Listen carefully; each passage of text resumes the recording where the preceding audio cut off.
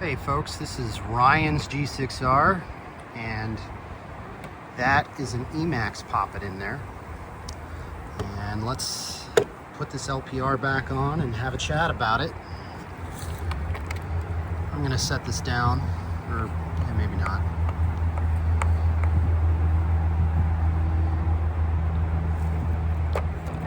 So I got this gun yesterday after work, and you know, I had to go to dinner, I had to do other stuff, but it took me 20 minutes to fix it.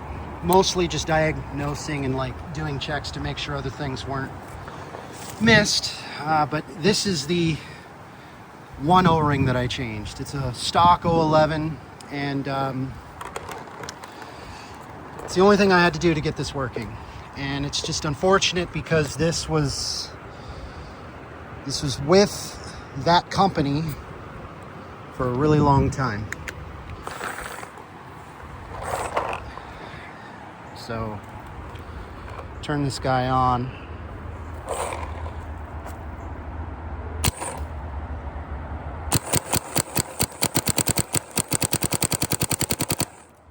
Shoots fine, shoots great. Actually, this guy, that looks pretty good, doesn't it? You know, it's just a standard 2K12 cut, but its pressures are really good. And talking about what most likely happened with this one, it's not even sexy to say, but what most likely happened is Ryan had a Tech T zero ping rammer in here. And it was a V1. People like them because it makes less ping. It's quieter. So I think what happened, while this was at that company for a really long time, was they did all their checks, they rebuilt it. It's nice, everything's good. Emax poppet works in here. And I think they just put his old poppet back in with the old O-ring and didn't check it. So, you know, 2 hours, 3 hours, however many hours of rebuilding and work, undone, probably, I don't know this for sure, by just giving him back his original Tech T rammer. Because while this shoots really, really nice, its rammer sleeve is kind of big. And Tech T rammer O-ring glands are kind of small. You take the two together, you use a stock O-ring,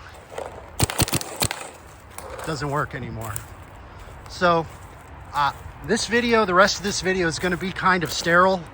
It's going to be facts-based, and that may not be very fun, but trying to turn down the temperature a little bit and just be factual. So after this, you'll probably see a video of me unboxing this gun and it not working.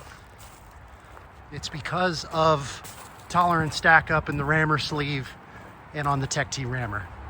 So enjoy. Okay, here's Ryan Miller's G6r. Just got here March 12th, 2026. Doing this unboxing. Try to be as factual as possible.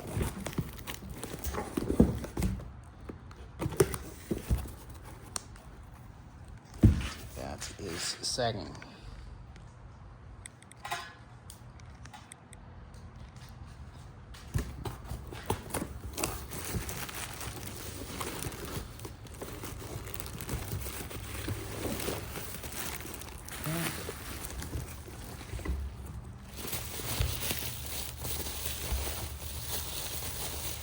Got a dust black with gloss accents.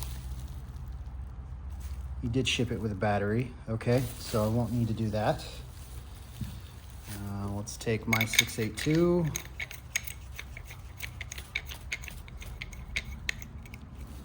It's kind of nice.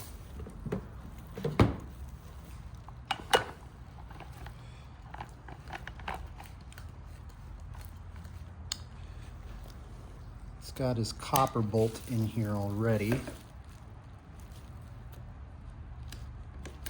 That is pushing off the valve. That should be good.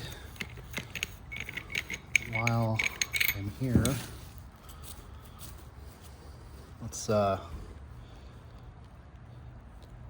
make sure this is seated right. Yes, you can't see that. It's dark in here, but it is seated correctly.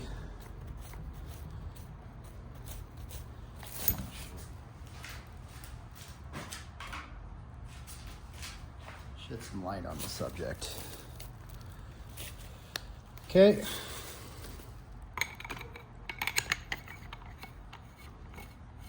Don't mind my dog.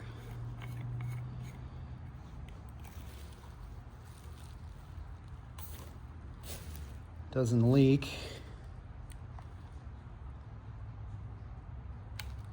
Do the double tap. Well,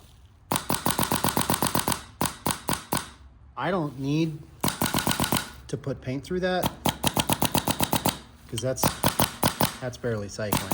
Like,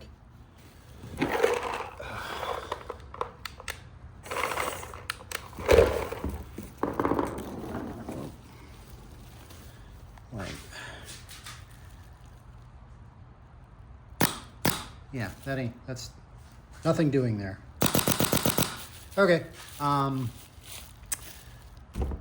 Well, Ryan says it didn't work, and out of the box, it doesn't work. So we'll go from here. All right. So I've got Ryan's gun again, and the only change on this gun now is the 1.9 by 7.2 millimeter O-ring on his Tech TV1 rammer. It's the only change. And the gun's a little warmer because it's in the house instead of on the porch, but let's see how it does now. 313, 322, 324, 308, 309, 310, 302, 388. Okay, so this guy needs turned down.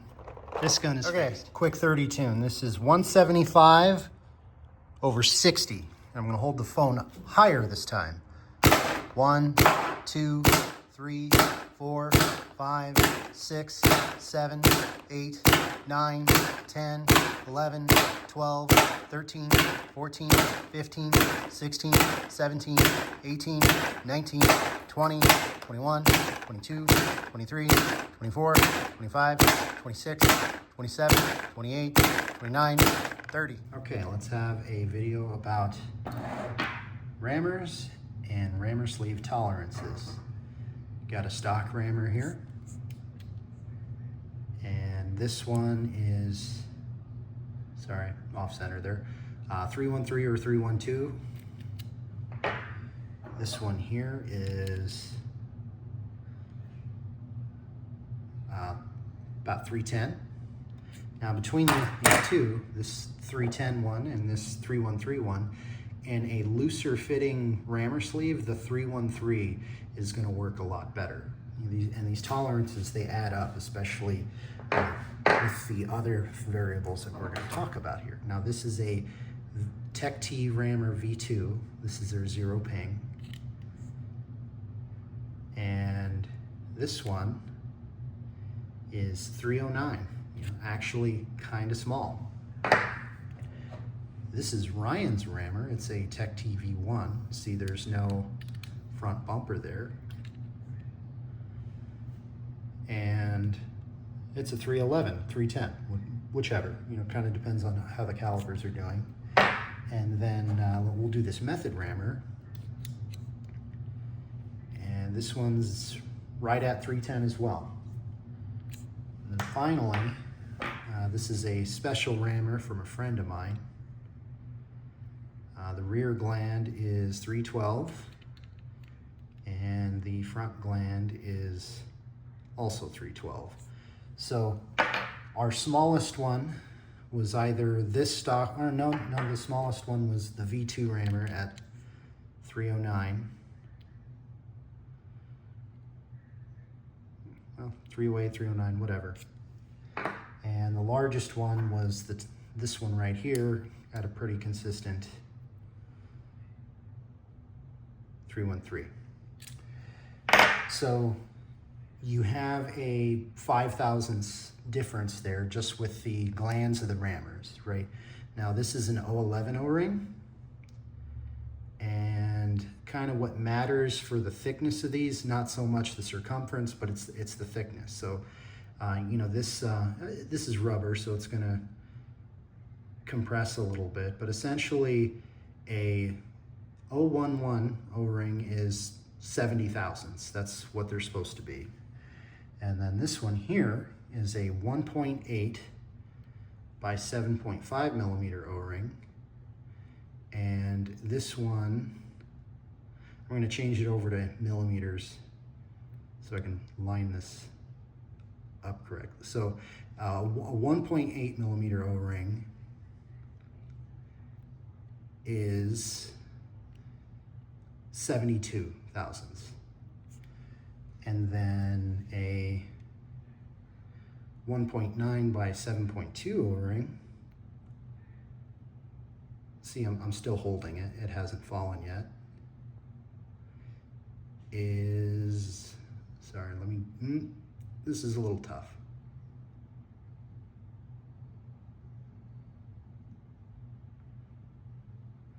That's going to be close enough. And then a 1.9 O-ring is 74 thousandths. So then finally, you know, we went from 70 thousandths to 74 thousandths. So you've got 5 thousandths on the glands of the rammer. You've got up to 4 thousandths in the width of the O-ring, and I believe that would be 8 thousandths if you go by the, sorry, I'm doing this through a camera, from the very top to the very bottom of the O-ring. And then, you know what? Let's take a look at the guns themselves. So this one here, I'm gonna gently do this.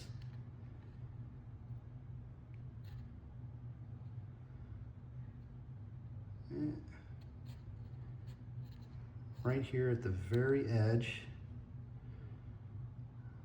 I'm getting 449, maybe 450, maybe, depending on how hard I want to push. I don't really want to push that hard. And then over on this one is my ripper.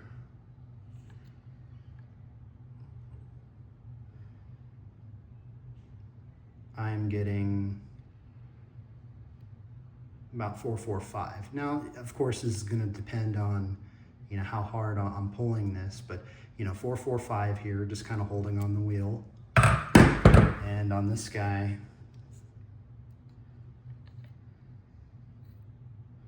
you know, got that all the way up to 449. Let go, 446, bring it back on, up to 450. Just call it 448.